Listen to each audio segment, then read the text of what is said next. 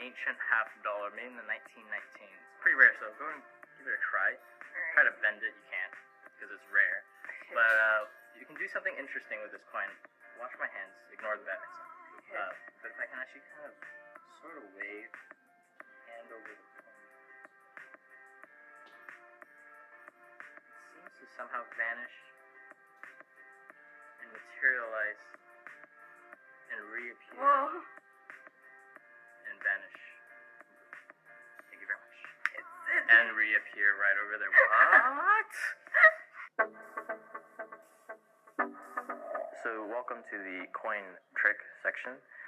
Now I'm going to teach you a variation of the performance. The performance you saw, the first part, the first vanish where I kind of waved my hand over the coin. That one I cannot teach that because that one is not mine, but I do perform it a lot.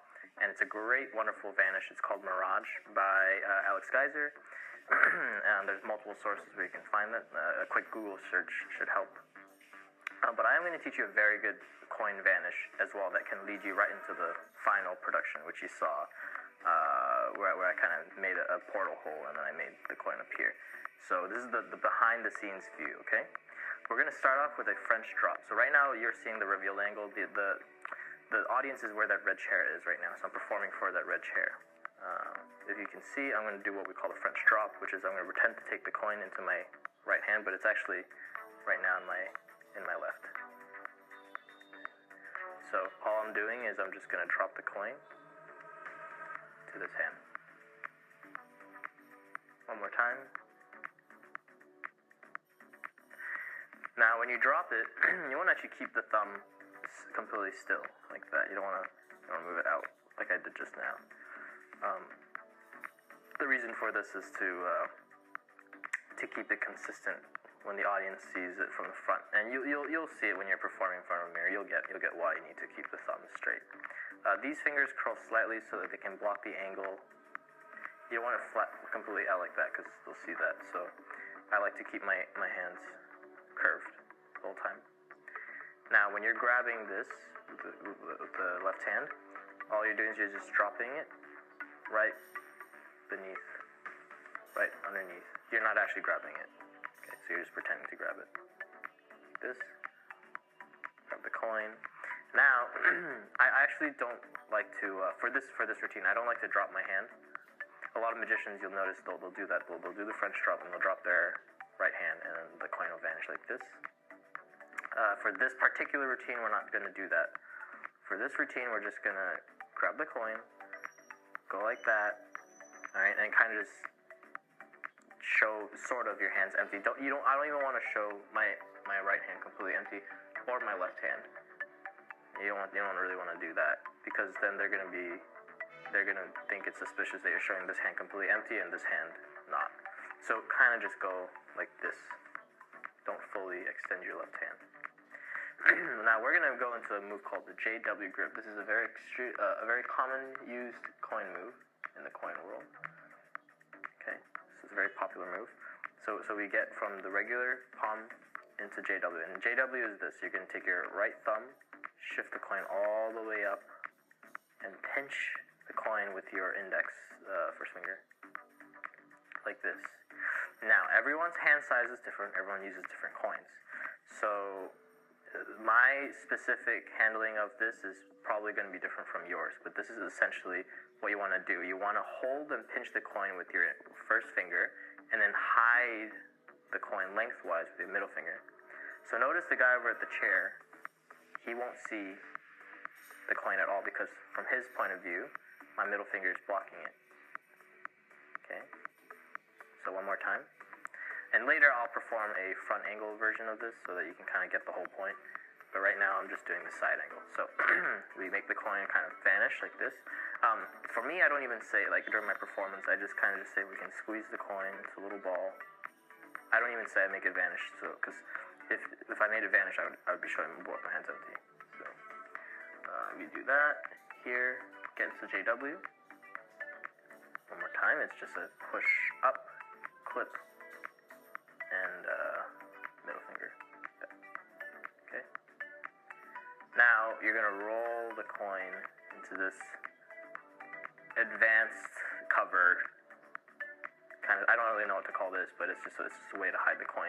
I first learned this from Ben Jackson, who's a good friend of mine. I know Shudogawa does something similar to this, kind of like that.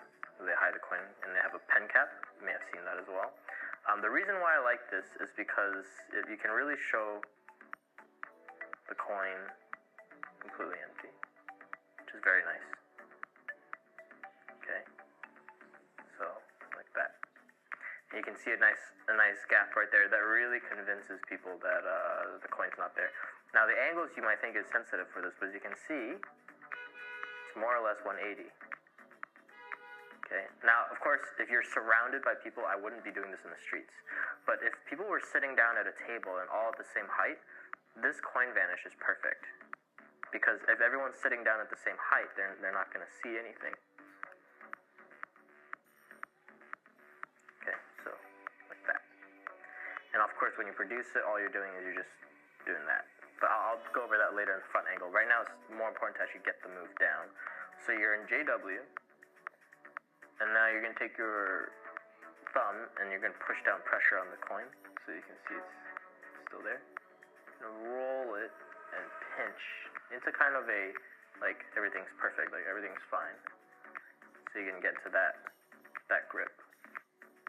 So hold it like this, roll it into that position. Now when you're performing it, I suggest you actually close these fingers up while you roll it. Because if you have it open, like these, you have these fingers open, and you roll it, see how it's just really open for flashing. So you want to, you should do JW, just like that, and then now you roll it, but keep all your hands closed, and then you can open up again. Okay. Now when you roll the coin, you want to get it right around there. You want to pinch with your thumb, right at that part of the coin. Don't do it directly above. Some people make that mistake of putting their thumb there, but you want to put it right there. So here, roll, okay, and you want to get this image. You don't want the coin to be here. Don't make that mistake of putting the coin here. You want it to be up like this. Okay, so JW, up, not down. This is the old version. A lot of magicians do that. They take the pen cap and make the coin appear. We're not doing that in this case. So like this, and boom. Okay. Let's take a look at the front angle. Okay, so here is the front angle. We're gonna do the French drop again, like last time.